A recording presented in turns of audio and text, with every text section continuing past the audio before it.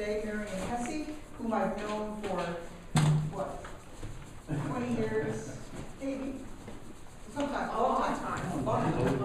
She's the horn professor at University of Northern Colorado, the Hornets in the Chestnut Brass Company. Oh, Grammy Award-winning Chestnut Brass. They're fabulous. They played here a number of years ago. Also a long time ago. Long time ago. Everything was long time They ago. love the old shrimp shack. And lost all its charm. Oh. Anyway, she's very flexible as far as what to do today. I explained that our term is very young. We just barely got started. Sure. So, your quarter system, yeah. Really used to be that. Yeah. Back in the long time. Anyway, she's the author of 2 books on tuning and warming up, etc. So I'm sure she will welcome questions, and whatever happens, happens. Marion Hesse, yay! It's my great pleasure to be here today. My sister lives in Washington, and I thought, oh, since I do recruiting on Thursdays, I could sort of make a case to my own university to be gone. Especially if I did a visit. And one of the things I wanted to be sure that everybody knows is that my university, the University of Northern Colorado, if you were looking to get a doctoral degree in music, you could pay in-state tuition in Colorado if you're a resident of Washington and a few other states, but they don't matter because they're not here today. So whatever your instrument is, consider the University of Northern Colorado a really strong music program, a fairly music library, and nice. I am an alum. Yes, Carla is an alum. I myself am an alum at the university I teach at. So, these books that I've written are daily routines for the horn and daily routines for the student horn player. Are any trombone players in here by chance? Well, David Vining is a former trombonist with the Chestnut Brass Company, the group that I've been touring with since 1986. And he started a publishing company. He asked me to write the horn version of his trombone books. And having seen his trombone books, I was like, oh, that's such a good idea. Because even with my own students, they'll come in and they'll go, oh, I just don't know what to do for a warm-up, although for the previous 2 years, that's pretty much what we talked about at every lesson. And it's like, okay, well, I'm glad to have this out. But he has this really great organizational system where each book, this one's for younger horn players, mostly it would be like junior high or high school kids, maybe some college kids who were a little behind where you wish they were. And then it's for like high school kids who are ahead of where you thought they would be, college students and professionals. And there's 8 routines in each book. And one of them is a duet routine. So you always have something that you could do with a friend because, you don't always warm up alone. And it's not really a warm-up, it's a routine. To me, a warm-up is like how little time do I need to be able to play whatever my activity for the day is. Personally, I prefer to do my routine and then do my activity for the day. Otherwise, I get sort of frantic. I like to do my 30-minute thing that I did when I got here at 1:30, and I like to go all the way through and it tests because then I feel better. But what's the minimum that I need? One time I was driving to a Brandenburg rehearsal, and there was a train crash, and I didn't get there until. No, I wasn't on the train. I had to cross the tracks. I didn't get there until the downbeat. And I was panicked. And this was just a couple years ago. And I thought, okay, you're plenty old. You've been playing the horn for a long time. You just played the horn yesterday. Nothing has changed.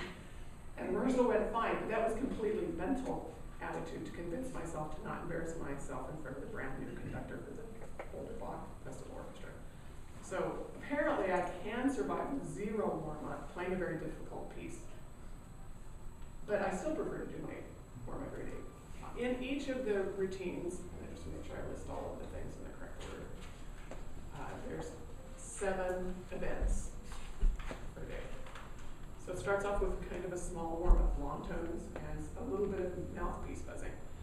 Then there's a crescendo diminuendo exercise, and those are really important exercises to do, and a lot of times horn players don't do them as much as some of the other brasses. My husband, who's this trumpet player, studied in Philadelphia with Sam Krause, and who was principal trumpet with the Philadelphia Orchestra, and Sam Krause had been away for a while, and he was like, well, how's he going to play the concert at the end of this week, because we know he's been away from his trumpet for a couple weeks. And they just started playing like long tones, and they were like, how will that work? Sure enough, the concert was fabulous, because he just did some nice crescendo diminuendos for the range of his instrument. And this was in the trombone book, and so I put them in, and I kind of did intervals that I think are pleasing to the ear. I kind of like minor thirds, I think you can make them sound like they're a beautiful melodic fragment. And whatever you're doing for a routine or a warm-up, you don't want to have it be like, you know,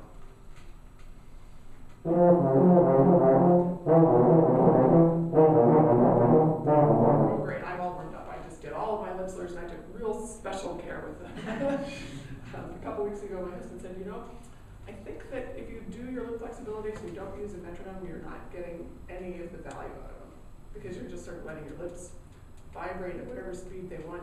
You turn on that metronome though, and the whole world kind of shifts around you. So then there's lip slurs and trills, accuracy, interval steadies and patterns, articulation, and high and low playing. Each day there's those 7 things. And then on each of the 8 days, one of those is emphasized. So on the articulation day, there's like a really long articulation section. On the flexibility day, there's a really long flexibility section.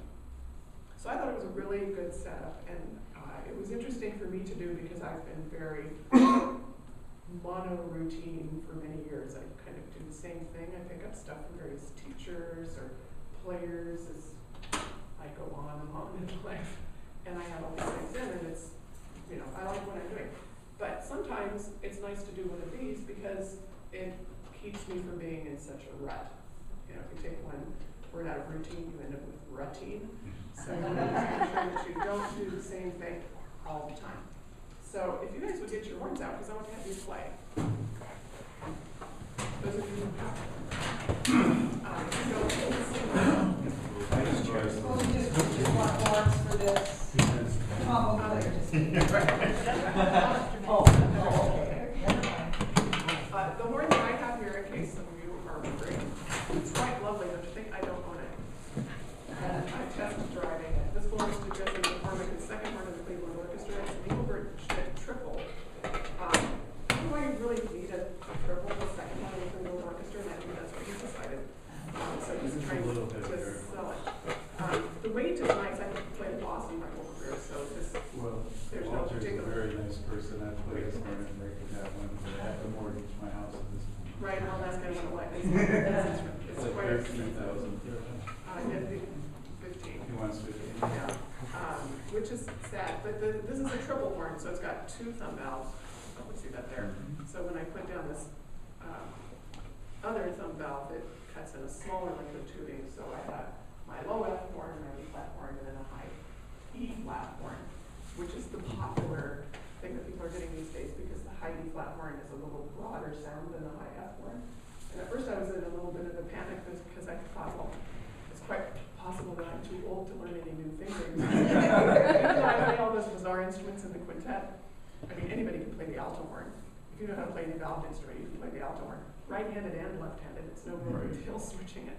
But this isn't too bad because strangely enough on the E flat horn, except for, I think I got it worked out, G and A flat, and fingerings are the same as if you were still on the B flat horn. So you don't have to hardly learn any new fingerings at all except for G, you have to remember to put down 1 and 2 instead of playing it all. This is a very nice horn. Just to walk you through a little bit of what I like to do for a warm-up. I'm sure you're all warmed up today. The first thing I like to do is buzz a little bit on my mouthpiece. And I like to play a game with myself, which fortunately at this point I almost always win, so that's always a great way to start the day. I like to say, can I buzz G on horn or can I C? And I don't have perfect pitch. If you have perfect pitch, it's not a fun game. If you have relative pitch, though, it's kind of like, oh, wow, I did that. Without doing anything, playing the piano, I could find that note because at the stage you are now, you've been playing the horn long enough, you know what it feels like and what it sounds like. So essentially doing the same thing. So who would like to buzz a G on the nose? Horn G, middle C. Or just lips. Yeah. Pretty close. Yep, it's pretty close. Hey, That's particularly hard. You win the grand prize. Well, my guys have to buzz with their lips up to the tuner. You can be the first one to have Oh, a prize. a prize. So, Man. yeah, I'm not ready to do everybody gets one, but that's all right. This is pretty cool. So let's all buzz that G on our mouthpiece. I like to hold onto the mouthpiece, and many of you are probably planning on being educators or performance. If you're getting a performance grade, you're gonna end up teaching anyway. I have to go back onto the skinny end with as many as 2 fingers and 1 thumb. Now, what would the reason for that be?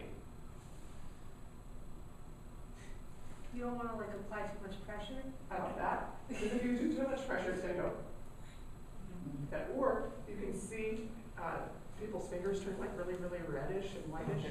I took a golf lesson once and he said, you don't have to hold the club that hard. Okay, it's like this just because my hands look really red. Plus, you can see the embouchure. And this is really important when working with young students because the most frustrating thing for me is you have people come in, they could be a pretty good horn player except for the fact that their mouthpiece is like way down here. It happens a lot. I don't know if you've noticed it with people who have braces. The braces come off and the mouthpiece falls off. I have no idea what that is. They spend all that time, I guess. But a really low embouchure like this is going to be difficult to get any strength or any power, although you could have a rather pretty sound as long as you never played in a room bigger than your horn studio. So let's do our G. So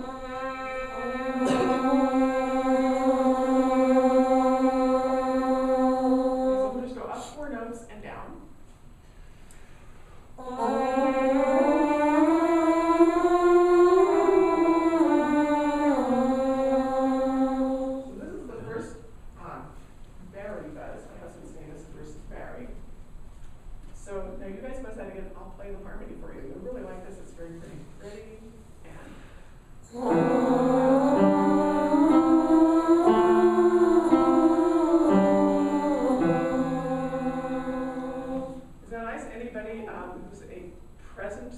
Recognize what those intervals are called? Do they sound like anything you've heard in theory class? Or orchestra? Or Mozart? Let's go up a half step. Let's go in. Here's your pitches. Ready.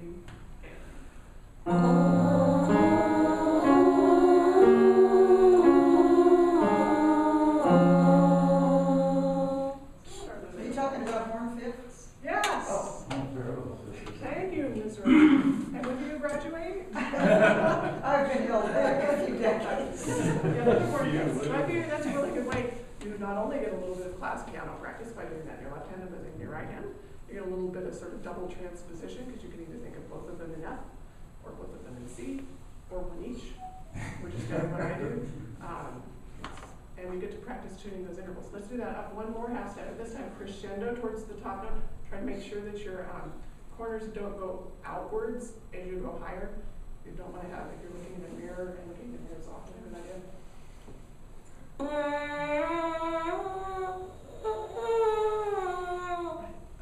Most people will find it much more difficult to play higher if their lips are getting stretched out and thinner as they're going higher. So if you crescendo up to that beat, imagine you're going a little bit more poo or a little bit more wood so that your lips are, as Farkas says, that whistle pucker or Parker's whistle, whichever you want it to be. So we'll do that in what is now concert D or our A.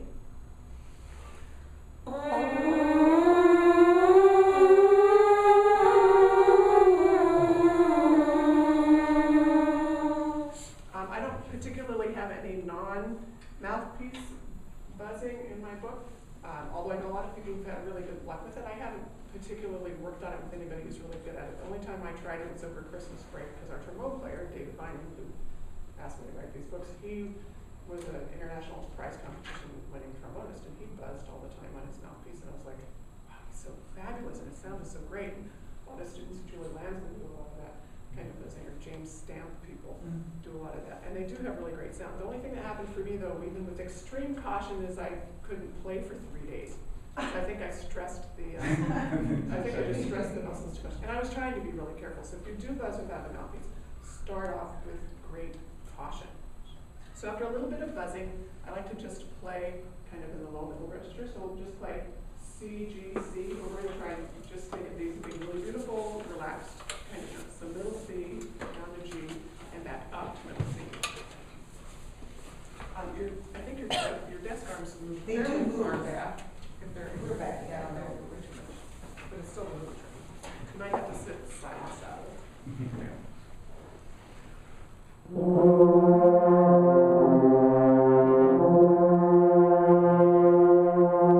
And I always have these 2 trusted devices. I'm sure you all have them, own them, and always use them.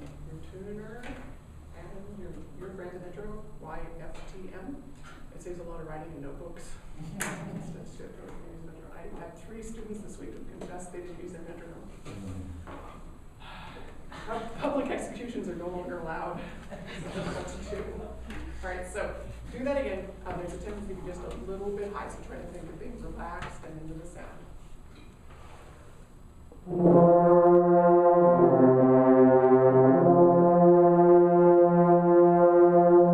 Much better. Now, what I like to do and have my students do is add a bend in there.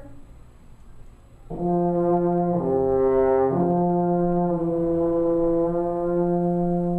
you're kind of opening up your mouth a little bit. You might find yourself actually separating your teeth a little bit. Now, why would I want you to make that sort of horrible sound for your be natural?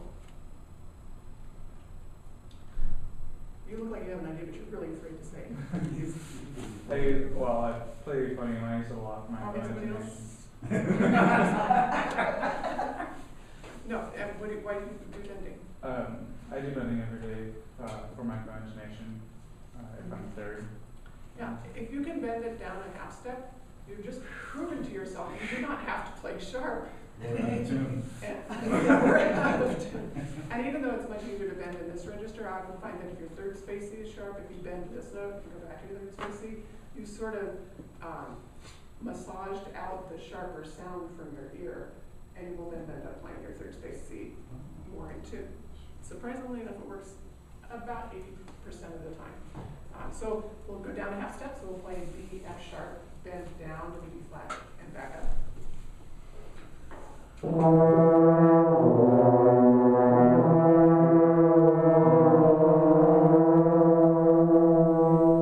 lot of times I won't even have people bother bending back up. I'll just have them stop. But for the warm up, I like to do this. To me, I try to make it seem like it's a quasi-musical thing. So do B flat to F, with a little bend in. Try to imagine it as like a beautiful bend on a string instrument or something. So our first vowel, F, B flat to F.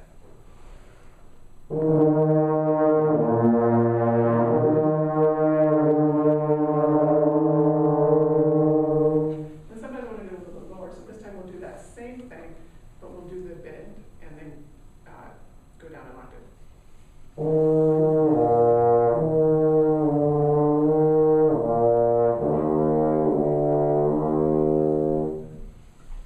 Sometimes I just feel like doing it the same but slightly different.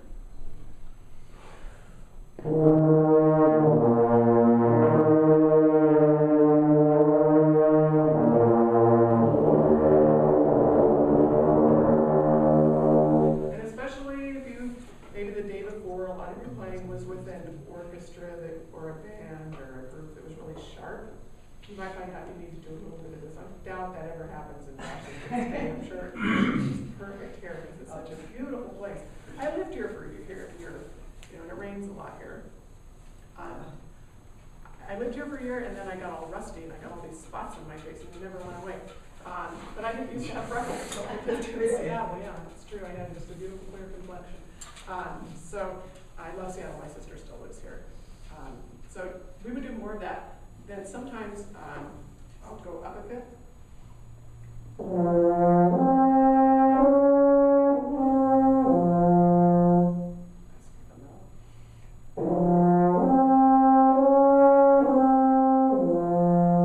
flat is only there for the purpose of decoration. I could play C, G, C, but I feel like I'll end up starting to just like race through it. You can pick any note that you want. Let's all do C, G, A flat.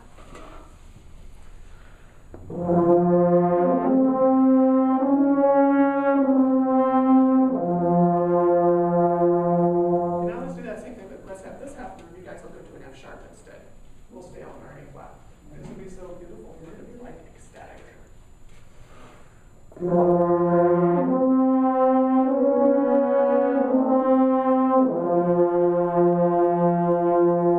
can really use almost any interval that you like. If you'd like to do other minor thirds, you could. This half of the room will go up to a B flat, and this half of the room will down to a G.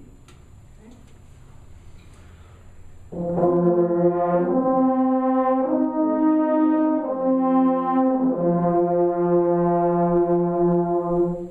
So it makes you feel kind of like you're creating music, even though all you're doing is warming up. So I like doing that. And then the next thing we're going to do are what I call Herrick slurs. Some of you may know Jack Herrick. Jack Herrick? She is Jack Herrick. Jack Herrick was my predecessor at the University of Northern Colorado, and my horn teacher. And when I was very young, he taught me this set of 3 lip flexibilities.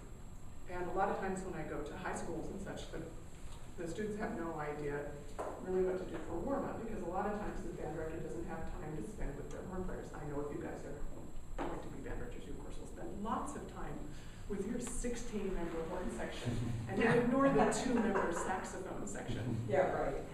Okay, I look forward to the day when that happens.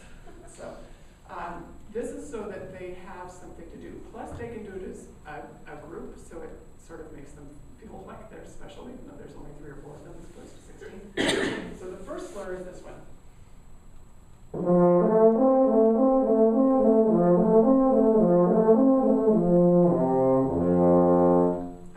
don't know that Jack particularly wrote these, but that's where I learned them. So I call them Herrick. This is Herrick slur number 1.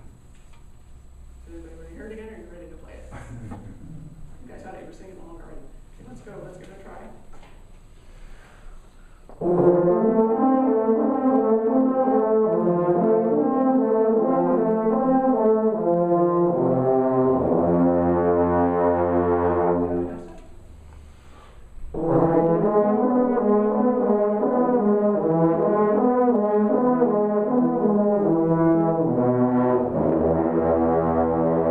So if it's divided into 2 halves, the first half has lots of the minor chords, ya da da da da da da da, and the second half has 2 mini arpeggios, ya da dee da da da dee da da, and then the last 3 notes.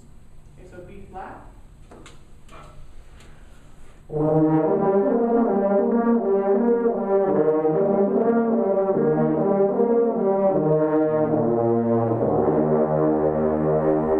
Okay, good. The second Herrick slur goes like this.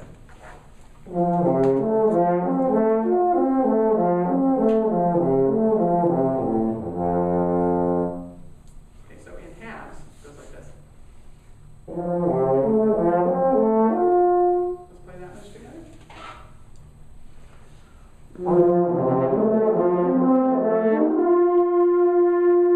Now, remember that, the second half goes this way.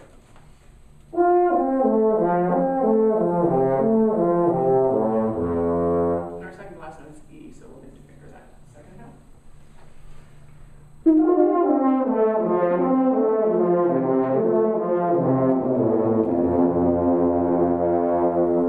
Okay, who would like to put those 2 halves together?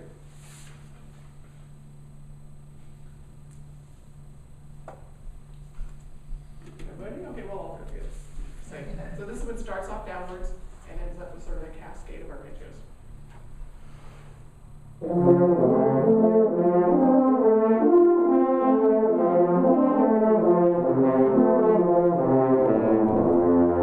Down and out step, so second last note is D sharp. I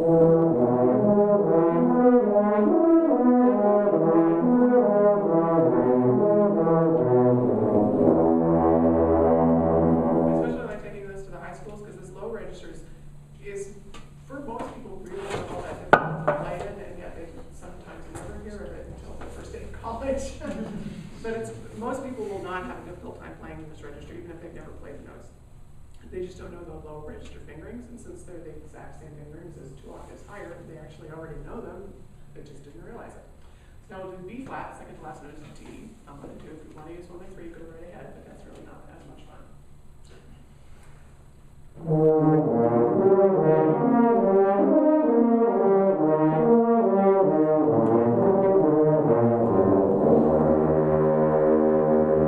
Okay, good. Now who remembers the first slur that we did? And is willing to play it? And has an instrument here. Oh, I thought we were going to have a euphonium volunteer. Remember the first one?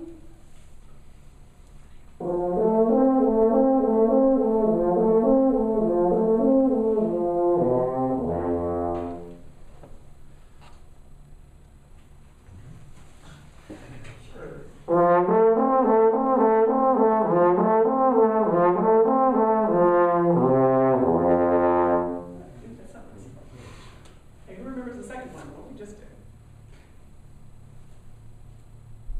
I think you do. Let's see.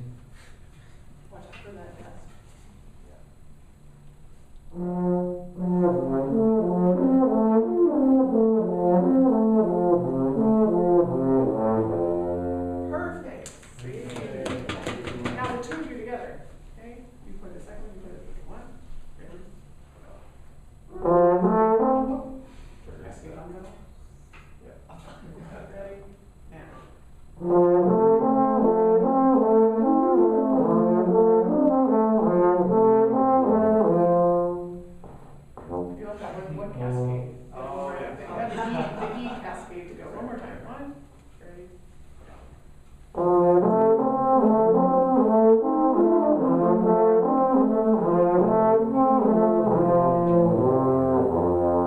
Right, then you just wait until it's done. Isn't that kind of pleasant? A stereophonic voice? I guess I'll have I wept out. No, I'm gonna give these to you on handout. They're not in that book, but I kind of. You are gonna hand them out? Yeah. Yes. Yeah, definitely. So the third Eric warm-up starts on third space C.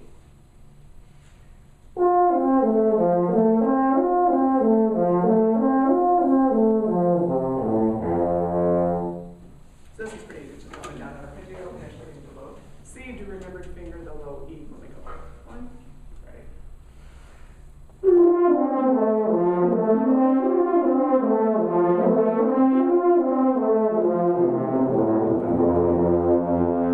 B.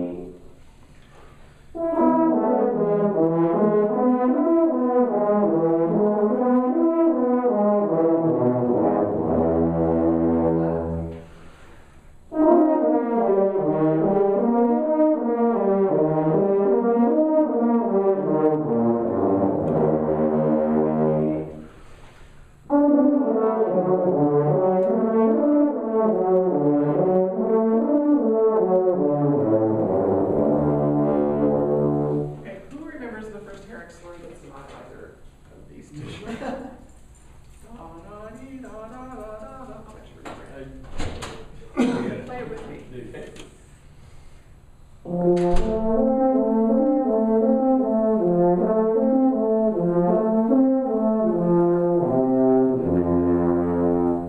Okay, how about the second one? Remember that one? No. No? No. Second one? Eileen's got it. Eileen's got it. Oh, Go for Max, it, you've been can't you? volunteered, how nice. Cool. I need a refresher.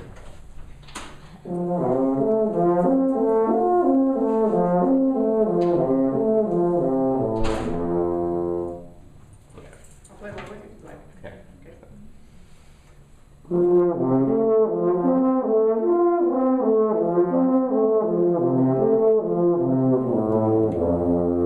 Stellar. Would you ladies like to volunteer for I three? can do the third one. Third one, okay, excellent. Let's hear the third one. Hold on, I'm sorry. That's the second one.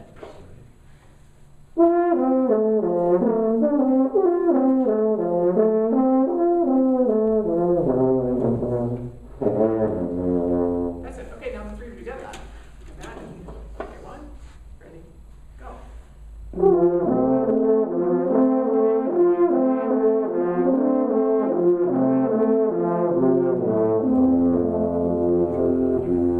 There might have been a little bit of extra composing in that one, but it's still.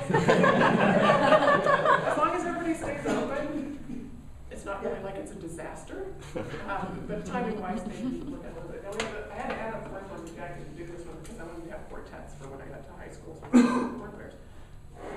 So the last one starts on low C because I figured we didn't have one that went upwards and used the low C.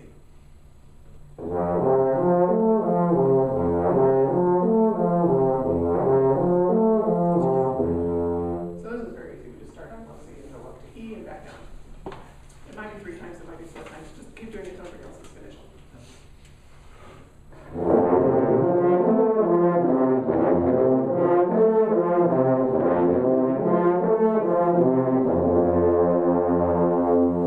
Excellent. So, do you remember the first year, sir? Not at all. Not at all. How about the third one? Remember the third one? I could probably do the third one. Let's do the third one.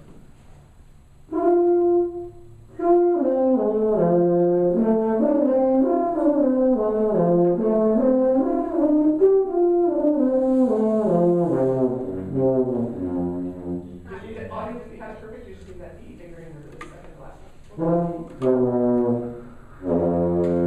Okay, let's do it again one time.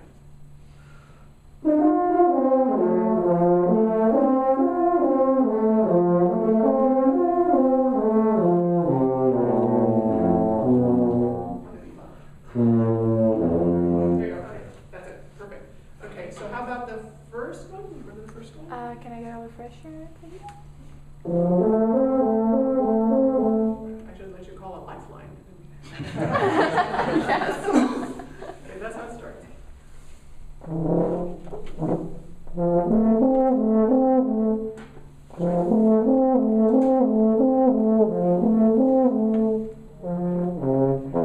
I just needed one more of those one little mini arpeggios to be all set.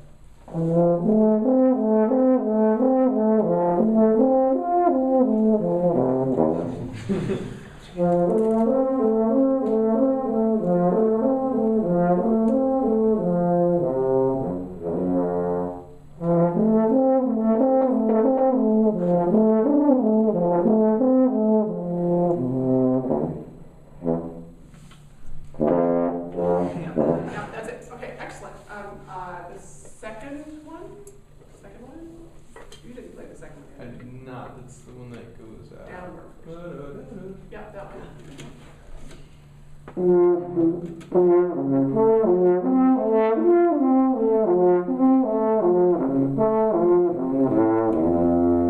Who remembers the fourth one? Yeah, when you look up, I know you remember it, so. It's one that starts with a little C.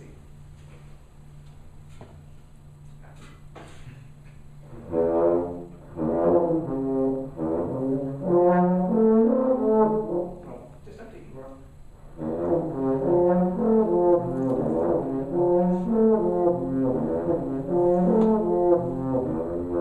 Good, excellent. So now we have the across the room quartet. So you're on 3, 4, 1, and 2. Okay, there, 1, ready?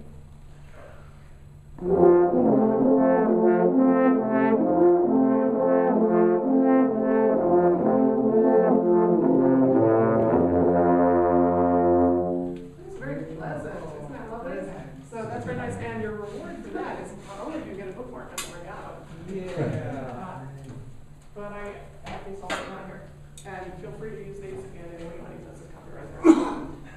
Basically, I would like it if high school students would actually use that side of the page so that they would have something to play. They can play with friends, and a lot of times, you know, they don't know where to look to even find a horn quartet or what pieces of horn quartet music there would be. So you can just take one and pass it around. There's completely illegible Bible will be on the back. After I printed that, I found out that my ink was not quite what it should be.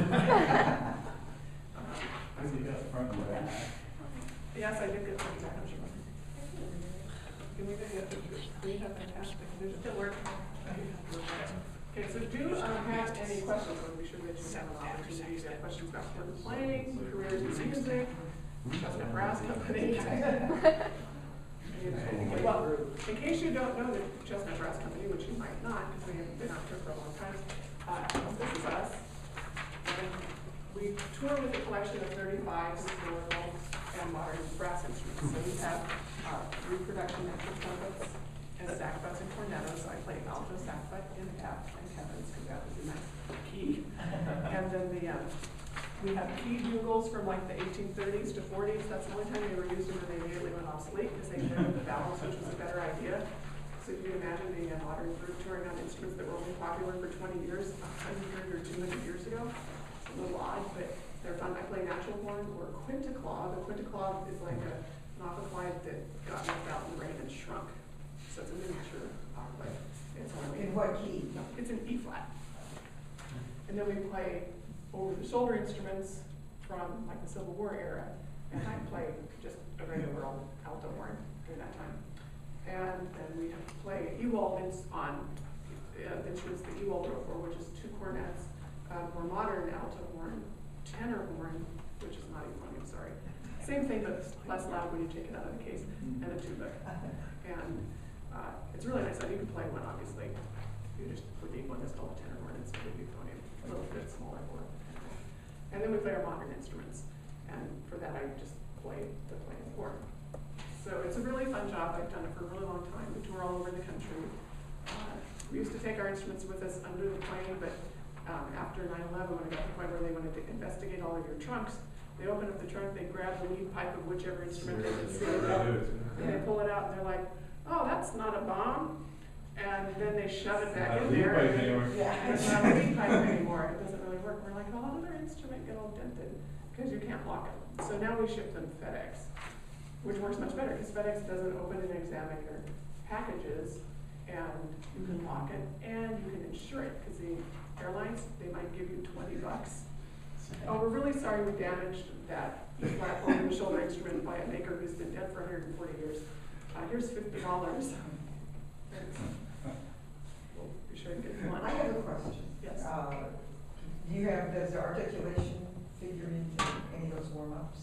Yes, there's articulation every day and a day that What emphasizes do you do, articulation. what do you do articulation-wise?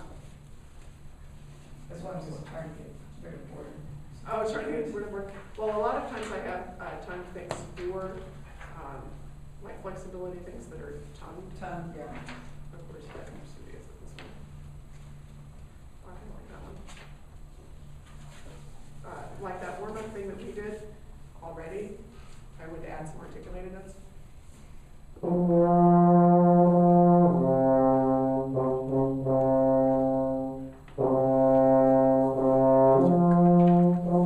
And it's more of a dog time, but you can make them short if you better. David Vining has a chart which is included in these, which he calls the articulation spectrum. And it's like if you go from 10 to 1 from notes that are very, very long to notes that are very, very short.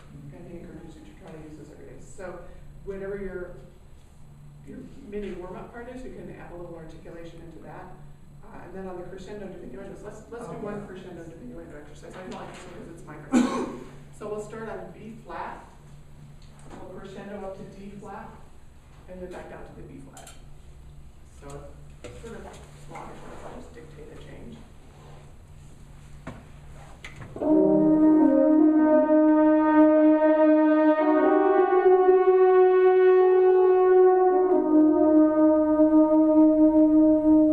People practice crescendo diminuendos. Good. Excellent. Have you ever done it with, do you know that free Audacity program for your computer? If you download it, I love that program for teaching. I have 2 screens now for my computer, and I leave it on all day. And we just do each person's lesson, and I delete it when we're done. You can see the attacks in the articulation. And if it's a really good attack, it looks just like the edge of a piece of paper. It's just perfectly straight.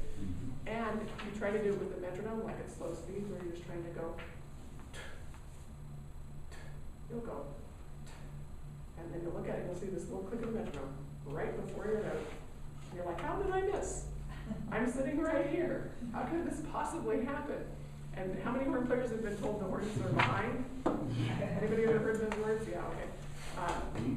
I think it helps you be on top of the beat just a little bit. Plus you can work on your attacks. For crescendos and diminuendos, the thing that most often happens is that the crescendo is grand and lovely, and then the diminuendo goes down a little tail. And so with Audacity, you can actually practice making a more even diminuendo, because oftentimes the diminuendos are too quick. I remember Fred Fox, did any of you guys go to the workshop in Indiana? Like in 80 or 70 or something like that. I know, I'm not talking to the rest of you. And talk to me, is that Essentials of Brass? Yeah, Fred Fox, who's Essentials of Brass Playing, is a book everybody should have. It has 0 musical examples written out, but it has text that makes perfect sense and is clear and to the point, no rambling whatsoever. But he said you should be able to record a crescendo diminuendo and play it the other way, it still makes sense. And on Audacity, I don't think you can play it backwards, but you can at least view it, see what it is. So that program should be helpful. Let's do a B flat to D flat again, so you're in a couple separate octaves. So B flat, 3rd line, up to D flat, 4th line. Fine? Okay.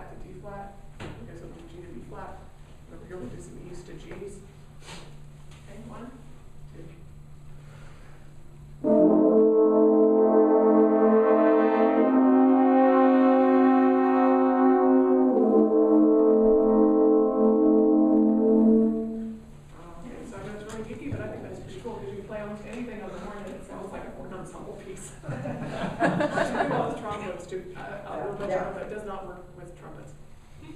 Oh, that's so sad. I know it is sad, but my husband's a trumpet player, and I have been to trumpet ensemble concerts, and I'm sorry, the joy is not there. I usually sit outside for those. I have actually. You've seen that little clip, Why There Is No Trumpet Christmas? Oh my God, Yes. I saw that, that's Yeah, crazy. yeah. So on the crescendo diminuendos, you could add an articulation. Let's do the multi-voiced one that we did. But when you get to the crescendo note, just play eighth notes. So we'll go like 1, 2, 3, 1 and 2 and 3 and 1. Okay, so whichever your pitches are. 1, 2.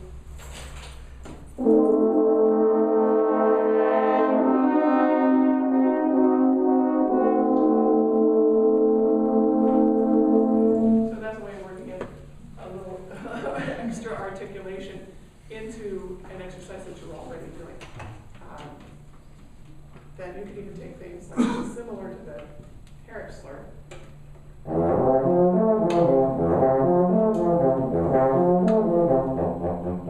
So you just like add some articulation onto it and get you into different registers and things. So there's some little flexibilities that have that. On the lip trill one,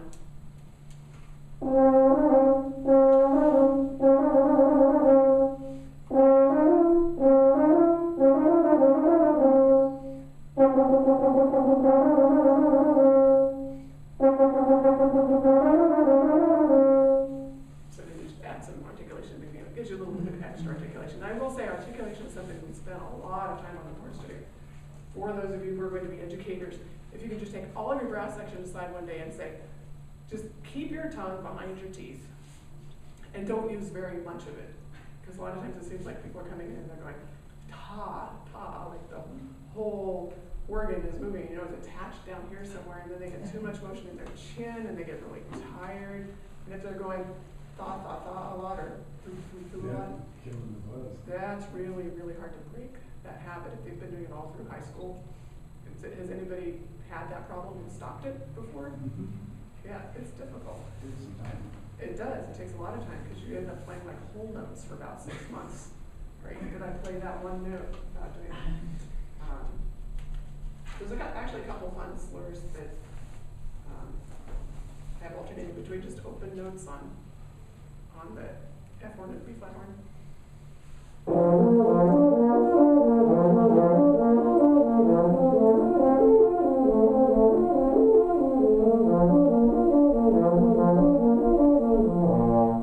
I just thought that was fun. There's a really long exercise in here, which is an arpeggio pattern. I call it arpeggio pattern number 1, and I think I've only just started to come up with arpeggio pattern number 2. But it's just one that Chris Luba taught me. So you do every day. Has anybody ever done Luba warm-up? Yeah. So every day, in the Luba warm-up, every day you're in a different key. In theory, that makes all of the keys equal, although in practicality it doesn't actually. But, so if you're in C, you do your whole warm-up in the key of C. You go tongued and slurred between each note of the key, so that you practiced essentially every combination of notes that exist on your instrument. In this arpeggio pattern, you play your C arpeggio down and up.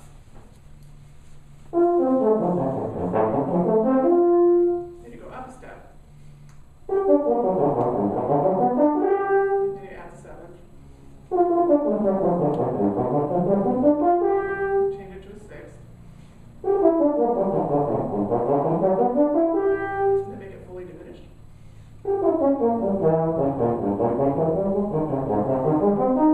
What's the joy of fully diminished? You can go anywhere. You can take a bus cross country.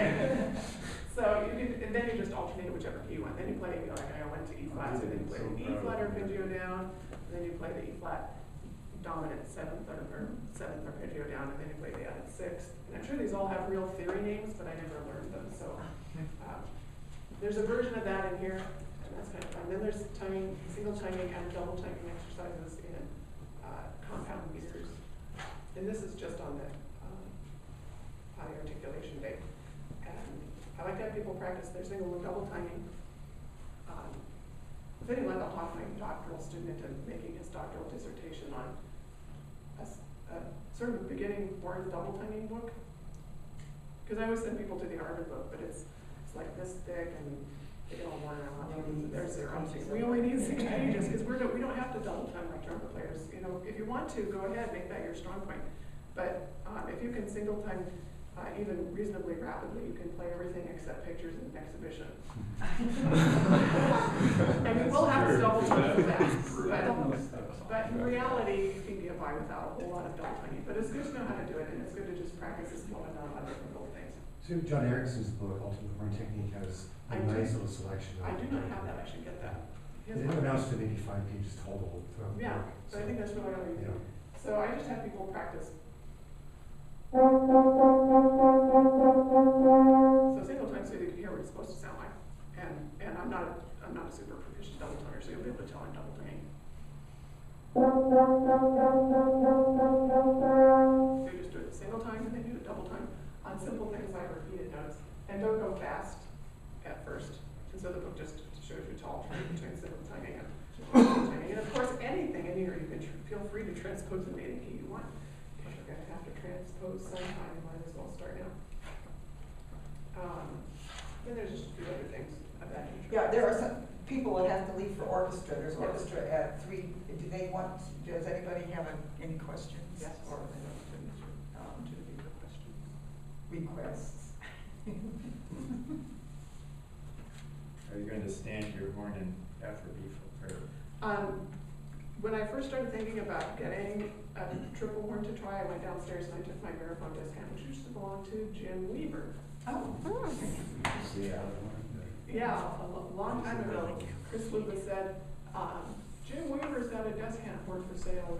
Although it may not be the descant horn of your dreams, if you ever decide you don't want it, I'll buy it back from you. What a deal. So it was only $1,200, so I bought it. And it's a compensating descant, so it's really only suitable really for Bach.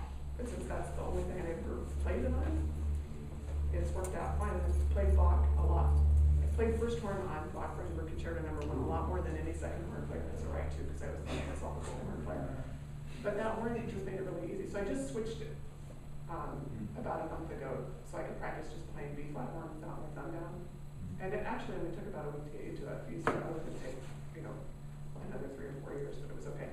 And this one is not presently standing that way, but I think I would switch it because I think it would be less awkward, because I don't really use the low F horn that much.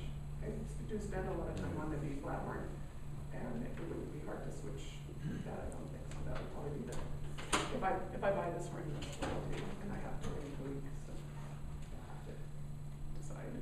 There's a time limit on $15,000 decision, no? Well, I keep his horn forever, so if I don't buy it, he can put it up for sale somewhere else. And his mom lives in Denver. His mom's Susan McCullough. I don't know if you know her. She's on the advisory council, so I hope you're all members of the Horn Society. As the new secretary treasurer of the Horn Society, I encourage you all to join.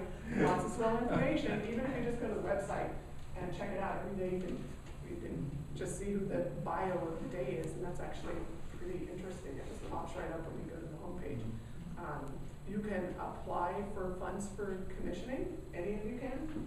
Like if you have a friend who's got a reasonable background as a composer, you can say, oh, I really like to commission this person. You have to come up with some of the money yourself because there's not that much money in the commissioning fund. Of course not. But it can be a help. If you have somebody who says, yeah, I would write a piece for you for $600 and you have 3, you can write to the Horn Society and see if you can get the other 3. And you can also, as students, you can there's one program where you write a letter to say, I really would like to go to the Horn Conference, which is in Tennessee this year, but I don't have enough money. The reason you should pick me to help give some funding assistance to is, I've been doing it a long time. I just got really serious about it. I won the concerto competition. I work 4 jobs, and I can't go unless I get this funding. That's not what you should write. That was an example. And then they send it around to people when you can also write a letter to get a free lesson with some of the notable hornists who are at the conference.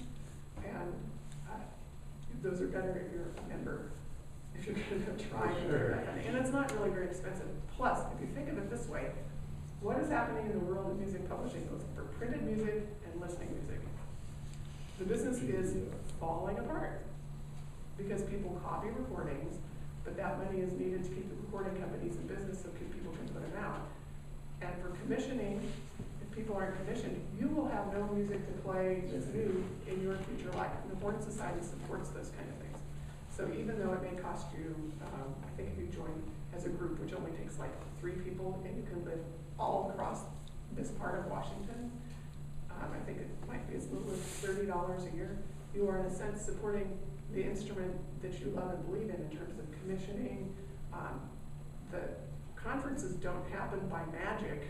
I mean, you have to pay money to people to go there and play, and it's an event, and it's very difficult to organize. So if you really love the horn and you want to see it continue to be a viable instrument, eventually supersede the saxophone as the world's most popular instrument, you need to make your $30 a year contribution as a student member to the Horn Society. And those were the first words I said to our new saxophone teacher at the University of Northern Colorado. He said, "Hi, my name's Andrew Nolke." And I said, "Hi, I'm Marian Hesse. Just want to let you know my goal in life is to have the horn supersede the saxophone as the world's most popular instrument." I'm working with a lunatic. So at least one of us thought that was really funny. So I do have 4 copies of daily routines for horn, and one of the daily routines for the student horn player, and I can take credit cards if anybody is interested in purchasing those, which wasn't my main reason for being here, but I didn't want to not bring them and then have people, I would be kind of glad not to take them back in my suitcase. Any other questions or requests? One question. Jake was asking me in his lesson right before he came over, how to help your endurance to live long programs and brutal symphony concerts and too many rehearsals. Yeah, well, too many rehearsals is really a problem in college because nobody ever takes into consideration that you're playing more than one group. So part of that, you have to be self-protective on your own and say, okay, we're doing this for the 10th time, and maybe I don't have to play it full out all the time. And also, there will be places where you are doubled with other instruments, like that. And for a moment, they can carry the load. You know, it's not, so be very, you have to really monitor that, because if you get a tear in your lip, it can take a while to heal, and it's possible it might not heal, which means it would be career-ending. So if you're feeling sharp, pointy pains, like little pins in your lip, that's a definite sign to really stop. You can play later that day, even or the next day, but low. That's a really important thing for you. If you feel tired here, that's okay. I like to have people do an exercise I call the grand static. It's a long-term exercise. 8 beats on each note, starting on second line G, just sustain, double hold them, down 1 octave and up 2 at a quarter of equal 60, playing as softly as you can, even if the tone's not very good. If you don't make it up to the top G initially, that's fine, because you'll start to feel that these muscles feel warm but not painful, and then you know you're working these muscles right here, which create strength.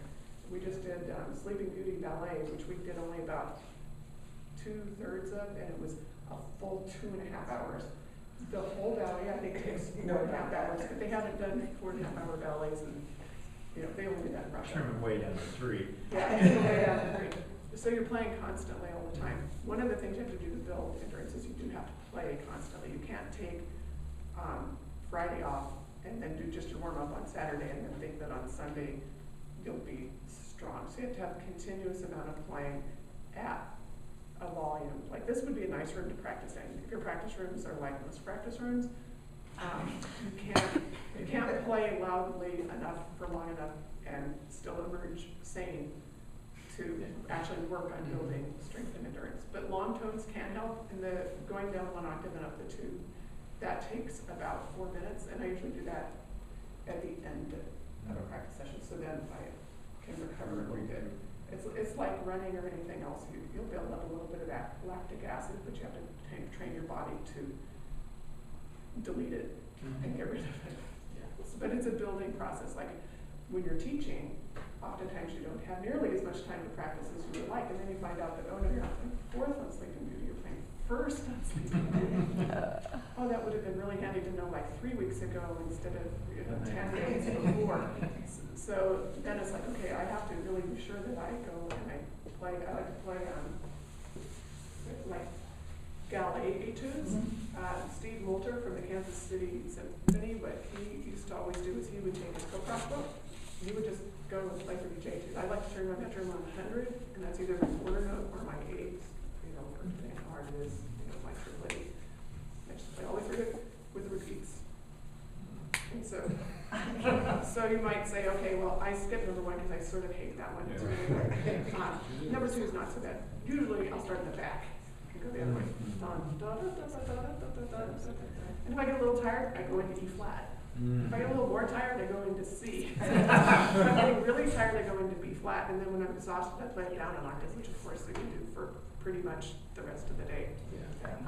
So that's a way to keep the horn on your face. You don't spend a lot of time emptying your horn between them. It's kind of like play it and go. Maybe at first you'll make it through two of them.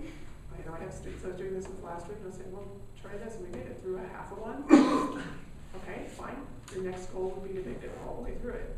What I do on a daily basis is I play the trio from the Bach Brandenburg, because you never know when they're going to call. And I play it through as written, and then I try to do it again without a break. So I'm essentially doing a double Bach Brandenburg trio with no break.